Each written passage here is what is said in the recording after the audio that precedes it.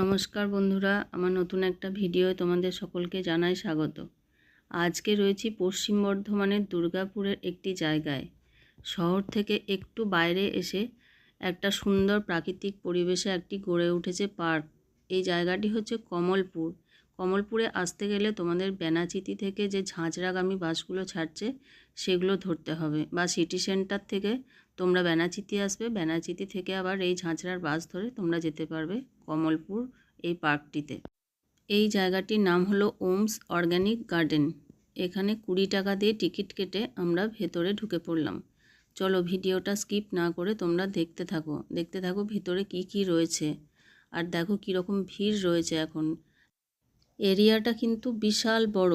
আর দেখো দুদিকে গাছ লাগানো আছে, সুন্দর সুন্দর গাছ। আর এদের অর্গ্যানিক বিভিন্ন রকমের চাষও হয়, বিভিন্ন রকমের সবজিপাতিও রয়েছে। এখানে মাঠটা দেখছো যে, এখানে সবাই বসে খাওয়া দাওয়া করছে, পিকনিকের মতো একটা ডে আউটিং সবাই করতে এসেছে। আর চারিদিকে পরিবেশটা কিন্তু বেশ সুন্দর, আর আজকে বেশ ভালো ভিড়ও রয়েছে। পার্কের একধারে এই যে লেকটা দেখছো, এই লেকটাতে রয়েছে বোটিং করারও ব্যবস্থা। এখানে যদি তোমরা বোটিং করতে চাও পার হেড 50 টাকা করে টিকিট কাটতে হবে। আর এই বোটিংয়ের পাশাপাশি আরও অনেক রাইড রয়েছে। এইদিকে দেখো রয়েছে একটি উট, এ কিন্তু এখন খেতে বেশ ভালোই ব্যস্ত। এর পিঠে চেপে তোমরা যদি ঘুরতে চাও তাহলে 100 টাকা করে টিকিট কাটতে হবে। এছাড়াও রয়েছে উটের যে ছোট গাড়িগুলো, সেটা শেয়ারে চাপতে পারো, সেটা টিকিট কাটতে হবে তোমাকে 50 টাকা দিয়ে। আর জায়গাটা বেশ বেশ অনেকটা বড়, খোলামেলা। শহর থেকে একটু বাইরে এসে এরকম একটা পরিবেশে তোমরা যদি সারাটা দিন কাটিয়ে দাও বেশ ভালোই লাগবে। আর একটু যদি ঠান্ডা ঠান্ডা থাকে তাহলে বেশ আরও ভালো লাগবে। আর এই যে উটের গাড়িগুলো দেখছো, এই যে সেই গাড়িগুলো, যেটা তোমাকে 50 টাকা টিকিট কেটে চাপতে হবে। চলো এই দিকটা দেখো, এইদিকে রয়েছে একটা ভিউ পয়েন্ট। এবার ভিউ পয়েন্টের ওপর থেকে যে সুন্দর দৃশ্যটা তোমাদের একবার দেখাই। ভিউ পয়েন্টটি ওঠার জন্য দুদিকে সিঁড়ি করে দিয়েছে। সিঁড়ির ওপর দিয়ে উঠে এখন আমরা যাব ভিউ পয়েন্টের ওপরে। দেখো চারিদিকটা কি সুন্দর দেখতে লাগছে, ঠিক যেন মনে হচ্ছে ওই পারটা সমুদ্র রয়েছে।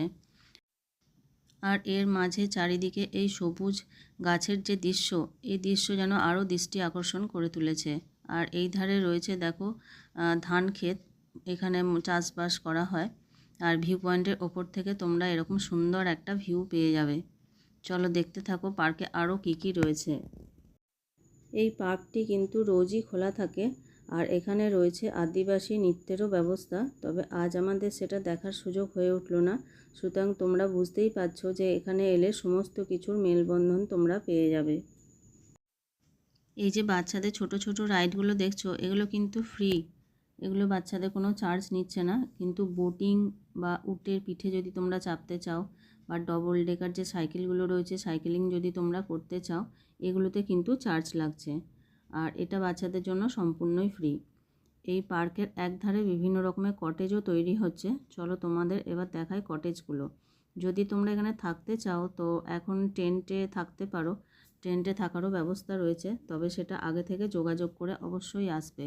আর কটেজগুলো এখন আন্ডার কনস্ট্রাকশন রয়েছে, কিছুদিনের মধ্যে এগুলো রেডি হয়ে যাবে, তখন তোমরা এখানে নাইট স্টেও করতে পারবে।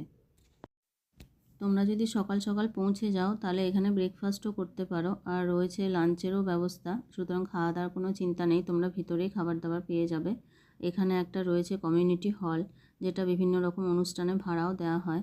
আর কটেজগুলো এখন এই ধারে তৈরি হচ্ছে। চলো এবার আমরা এখানে যেখানে লাঞ্চ করার ব্যবস্থা রয়েছে সেটা একবার ঢুকে দেখি।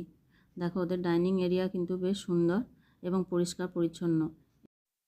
তবে আমার মনে হয় সাথে বাচ্চা থাকলে একটু খাবার দাবার সাথে আনাই ভালো। এ দেখো এইদিকে তৈরি হচ্ছে কটেজগুলো। চলো কটেজগুলোর ভিতরটা ঢুকে দেখি একবার। রুমগুলো কিন্তু বেশ ভালোই বড় বড় মনে হচ্ছে। সাথে রয়েছে অ্যাটাচ বাথরুম, আর রুমের সামনে রয়েছে একটা ছোট্ট ব্যালকনি। তৈরি হয়ে গেলে কিন্তু এটা বেশ সুন্দর লাগবে। আর তৈরি হয়ে যাওয়ার পরে তোমরা অবশ্যই একবার এখানে এসো, এবং নাইট স্টে করলে বেশ ভালোই লাগবে। চারিদিকটা এত সুন্দর পরিবেশ, আর চারিদিকটা এত সুন্দর সবুজ। শহরের মধ্যে এরকম পরিবেশে একটা দিন সুন্দরভাবে কাটিয়ে দেওয়া যেতে পারে। এখন যারা এখানে ডে আউটিং করতে এসছে অনেকেই দেখছি এই উল্টো দিকের টেন্টগুলিতে থাকছে, সারাদিনে মোটামুটি টেন্টে থেকে তারপর আবার তারা ফিরে যাচ্ছে। তো টেন্টের ভাড়া কীরকম নিচ্ছে আমার জানা নেই, যদি তোমরা এখানে আসো তো অবশ্যই একবার যোগাযোগ করে নেবে। এই দিকটা দেখো কি সুন্দর, ছোট্ট ছোট গাছগুলো এইভাবে ওয়ালের মধ্যে ওরা সুন্দর করে করে রেখেছে। এখানে একটা মানে সেলফি জোনও তৈরি করেছে। আর উল্টো দিকে রয়েছে লেকটা। এ দেখো এখানে বিভিন্ন রকমের সবজি, ফুল, বিভিন্ন রকমের ফল এখানে লাগিয়েছে। আর চারিদিকটা বেশ সুন্দর লাগছে। এই যে তোমরা ডবল ডেকার সাইকেলগুলো দেখছো, এগুলো 50 টাকা করে নিচ্ছে চার্জ। এখানে এলে সারাটা দিন তোমার কিভাবে কেটে যাবে তুমি বুঝতেই পারবে না। আর সাথে যদি বাচ্চা থাকে তাহলে ওরা কিন্তু খুব এনজয় করবে। তাই তোমরা একবার অবশ্যই ভিজিট করো এখানে। আর এই লেকটার পাশটাতেই দেখো রয়েছে ক্রিকেট খেলার ব্যবস্থা। ক্রিকেট খেলার এই যে জায়গাটা দেখছো এর পিছনে রয়েছে শুটিংয়েরও ব্যবস্থা। গোটা পার্ক জুড়েই রয়েছে বিভিন্ন রকম রাইডের ব্যবস্থা। দেখো এই ধারটাতেও আবার রয়েছে দোলনা, ছোট ছোট বাচ্চারা এখানে দোল খাচ্ছে।